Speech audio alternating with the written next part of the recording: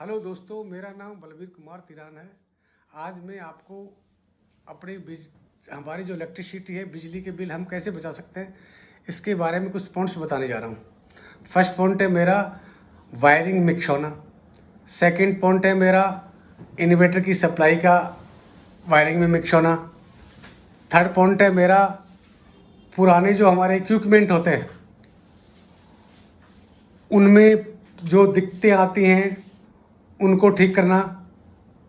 चौथा पॉइंट है हमारा लोड का अनबैलेंस होना।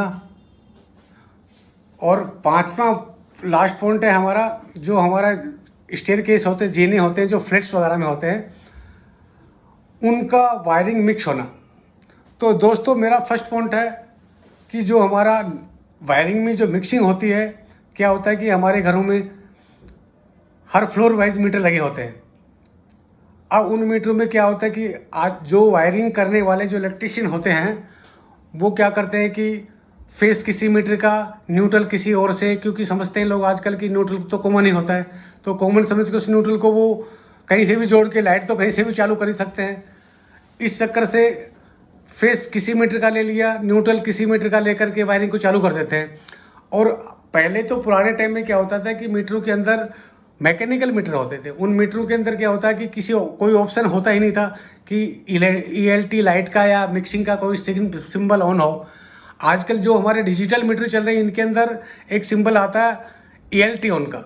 अब वो जो ईएलटी ऑन होती है वो क्या होता है कि जब भी कहीं न्यूट्रल हमारा मिक्स होगा कहीं से, तो वो ईएलटी मीटर में ऑन हो जाएगी, वो डिस्प्ले शो करेगा। तो हम इसको करने से क्या होता है कि जो हमारे इसका इलेक्ट्रिसिटी का मेन फंडा क्या होता है कि जो हमारा करंट का जो फ्लो होता है, जितना करंट फेस में जाएगा उतना ही करंट न्यूट्रल में जाना चाहिए। अगर इनका अनबैलेंस हो गया, वहीं हमारी इलेक्ट्रिसिटी का अनबैलेंस हो जाता है, तो उसमें जो हमारी बिलिंग की बढ़ने के चांसेस बढ़ जाते हैं, क्योंकि यूनिट बढ़ेगी, मीटर की बिलिंग फास्ट हो जाती है, उससे मीटर के बढ़ने के चांसेस ज़्यादा हो जाते हैं, बिलिंग बढ़ेगी। इस चक्कर में हम क्या करते हैं कि आप अपने खुद ही इस चीज़ को, प्रॉब्लम को सोल्व कर सकते हो, अन्यथा किसी इलेक्ट्रिशियन का भी सहारा ले सकते हो। प्रॉब्लम इसलिए सोल्व कर सकते हो कि आपके हमारे मीटर के पास में एक मेन एमसीबी लगी होती है। उस मेन एमसीबी को आप मीटर की डाउन करके देखो कि आपके मीटर में जो ईएलटी ऑन हो रही थी, जो सिंबल ऑन हो रहा था, वो बंद हुआ या नहीं हुआ। अगर वो बंद हो गया तो आपको कन्फर्म हो गया कि हमारा मीटर तो ठीक है लेकिन मेरी वायरिंग में ही कुछ प्रॉब्लम है। अब उसके बाद में आपने एमसीबी को उठा दिया, उसके बाद में आपका एक जो डिस्ट्रीब्यूशन बॉक्स लगा होता है इलेक्ट्रिसिटी वाला, जिसके अंदर सर्किट वाइज एमसीबी लगी हुई होती है। अब उन सर्किट वाइज एमसीबी को एक एक करके आपको ट्रिप करो। हर फ्लोर को तो आपको पता लग जाएगा कि किस एमसीबी से वो हमारा जो मीटर में सिंबल जो ऑन हो रहा है वो ऑफ हो रहा है। उस ऑफ होने के बाद में आप लग जाएगा पता कि आपका हमारे इस सर्किट से प्रॉब्लम चल रही है। उसके बाद में आप किसी भी इलेक्ट्रिशियन को बुला करके, या जिससे वायरिंग आपने करवाई है घर की, उसको बुला करके उस प्रॉब्लम को सोल्व कराओ। इससे मिक्स ऑन में क्या हो जाता है कि आपका अगर फेस में करंट चल रहा है कि 5 एम्पेयर, तो उधर न्यूट्रल में आपका 6-7 एम्पेयर करंट बढ़ जाएगा। इस चक्कर में करंट बढ़ने से आपकी मीटर की जो पल्स है वो तेज़ हो जाएगी। पल्स तेज़ होगी तो आपकी कंजम्पशन बढ़ेगी, आपकी यूनिट बढ़ेगी, आपकी यूनिट बढ़ेगी तो आपका बिल बढ़ेगा। सेकंड नंबर दोस्तों है आपका जो होता है कि इन्वर्टर की वाइज में। इन्वर्टर में क्या होता है कि आजकल जो हमारे पर्सनल घर होते हैं लोगों के, उनमें 2-2 3-3 फ्लोर बना लेते हैं। उन फ्लोरों को बनाने के चक्कर में क्या होता है कि इन्वर्टर सोचते हैं कि चलो अरे एक ही इन्वर्टर है, एक एक 2-2 पंखे हम घरों में ऊपर एक एक फ्लोर में दे देते हैं लाइट्स। अब वो एक ही इन्वर्टर के चक्कर में क्या होता है कि आपने ग्राउंड फ्लोर की सप्लाई से इन्वर्टर को कनेक्ट कर दिया चार्जिंग के लिए, उसके बाद में और बाकी सब फ्लोरों को उसको एक आउटपुट जो उससे निकली एक तार, वो सारे फ्लोरों को घुमा देते हैं। उससे क्या होता है कि फेस हो गया आपका किसी मीटर दूसरे नीचे वाले मीटर का, और न्यूट्रल किसी और मीटर का हो गया। उसमें चक्कर में वो भी मिक्सिंग के चांसेस बढ़ जाते हैं। उस मिक्सिंग के चक्कर में ये जो सेम प्रॉब्लम, वही करंट का जो फ्लो बताया था मैंने आपको कि जिस प्रकार से फेस में करंट जाना चाहिए उतना ही न्यूट्रल में करंट आना चाहिए, तो उसका अनबैलेंस हो जाता है, तो भी आपकी बिलिंग बढ़ जाएगी। सेकेंड नंबर, ऐसे ही चांसेज आपके स्टेयर केस वगैरह होते हैं। स्टेयर केस में भी क्या होता है कि लोग क्या करते हैं कि अपने घरों के अंदर से स्विच लगवा लेते हैं, और बाहर से कॉमन जो न्यूट्रल आता रहता है उनका, उसके अंदर से वो लोग न्यूट्रल कॉमन दे देते हैं जो वायरिंग करने वाले होते हैं। स्विच ऑन करेंगे, फेस वहाँ से मिल गया और न्यूट्रल कॉमन होता है, तो किसी दूसरे के फ्लैट वालों के मीटर से वो उसमें से उसको ऑन हो जाता है, लाइट ऑन से वहाँ से मिक्सर हो जाता है और मीटर के अंदर ELT ऑन हो जाती है।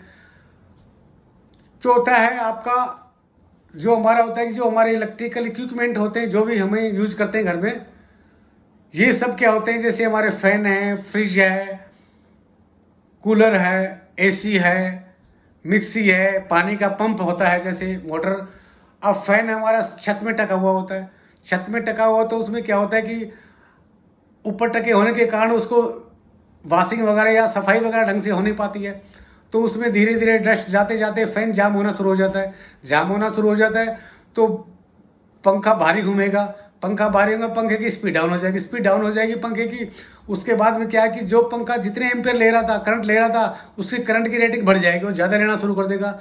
जब करंट ज़्यादा बढ़ जाएगा तो आपका मीटर की बिलिंग भी बढ़ जाएगी। पांचवा लास्ट है मैंने बताया था आपको, पांचवा लास्ट जो मैंने आपको बताया था कि वो है आपके हमारे लोड अनबैलेंसिंग होना।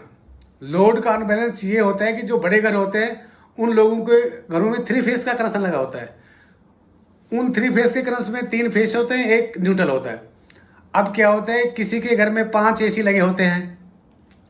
अब वो लोग क्या करते हैं, बाकी लाइट्स भी कुछ होती है उसमें, वो क्या करते हैं कि 3 AC तो एक फेस पे डाल देते हैं, 2 AC बैलेंस बच जाते हैं, कुछ लाइट से, कुछ गीजर से, कुछ और इक्विपमेंट होते हैं, वो उनको सही से उसके बैलेंसिंग नहीं बना पाते हैं। तो अगर एक फेस पे 15 एम्पेयर करंट चल रहा है, दूसरे पे 8 एम्पेयर करंट चल रहा है, तीसरे पे 5 एम्पेयर करंट चल रहा है, इस कंडीशन में क्या होता है कि जिस फेस पे करंट ज़्यादा फ्लो कर रहा है उसी फेस पे मीटर की जो बिलिंग है, जो उसकी पल्स जो बिलिंग करेगी वो बड़ी तेज हो जाएगी। उस कारण से तो उसकी यूनिट्स भी बढ़ना शुरू हो जाएगी, यूनिट्स बढ़ेगी तो आपका बिल बढ़ेगा।